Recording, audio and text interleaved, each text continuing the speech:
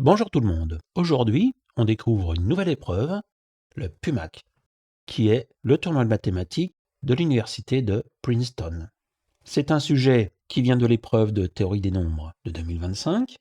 Trouver la somme de tous les nombres entiers n strictement plus petits que 2025, tels que le PGCD de n au carré plus 1 et 2n plus 1 est strictement plus grand que 1, c'est-à-dire les nombres ne sont pas premiers entre eux. Déjà, une première chose, c'est que le PGCD de n au carré plus 1 et 2n plus 1, on va l'appeler D. Et du coup, D étant un diviseur commun, il divise n au carré plus 1 et il divise 2n plus 1. Ça veut dire qu'il va diviser 4 facteurs de n au carré plus 1 moins 2n moins 1 facteur de 2n plus 1. Et 4 fois n au carré plus 1 moins 2n moins 1 facteur de 2n plus 1, si on simplifie tout, ça donne 5. Donc, là, jackpot, parce que 5 est un nombre premier, le PGCD recherché vaudra 5 ou il vaudra 1. On va quand même vérifier si ce que je raconte est vrai avec un petit programme Python. Je commence par importer math en entier et je crée une boucle for. Pour n allant de 1 à 2025, j'imprime n, puis le PGCD de n au carré plus 1 et 2n plus 1. Je vois apparaître effectivement que les PGCD sont soit égaux à 1, soit égaux à 5. Et on voit apparaître une fréquence d'apparition des 5 parmi tous ces 1. Mais nous, ce qui nous intéresse, c'est d'avoir un PGCD qui est strictement plus grand que 1. Ça signifie que 2n plus 1 est un multiple de 5, donc 2n plus 1 est égal à 5k, qui équivaut à 2n est égal à 5k moins 1, mais attention, là je travaille sur des entiers, donc je ne peux pas faire une simplification comme ça directe. J'ai un nombre pair à gauche, je dois donc avoir un nombre pair à droite. Donc 5k moins 1 est un nombre pair, ça signifie que k doit être impair.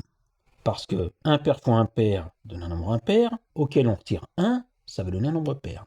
Donc k s'écrit sous la forme 2t plus 1. Et je remplace k par 2t plus 1 dans l'équation que je viens de trouver. J'obtiens que 2n est égal à 10t plus 4, autrement dit, n est égal à 5t plus 2, avec t plus grand ou égal à 0. Donc ça signifie que n va appartenir à la séquence 2, 7, 12, etc. jusqu'à 2022. Pour passer d'un terme au suivant, on ajoute toujours 5, donc les éléments font partie de la suite arithmétique de raison 5 et de premier terme 2.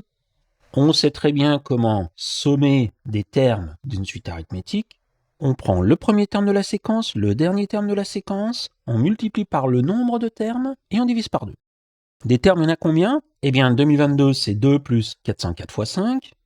On a donc 405 termes. La somme est donc égale à 2 plus 2022, que j'ai écrit ici 2 plus 404 fois 5. Le tout multiplié par 405 et divisé par 2.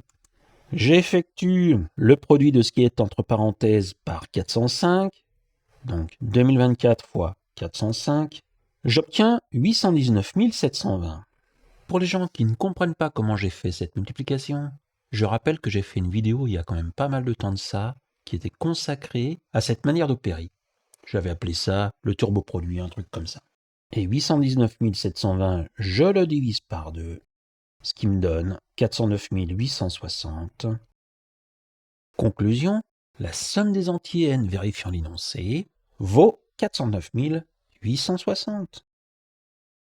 Je termine en vérifiant si la somme obtenue est bien la bonne.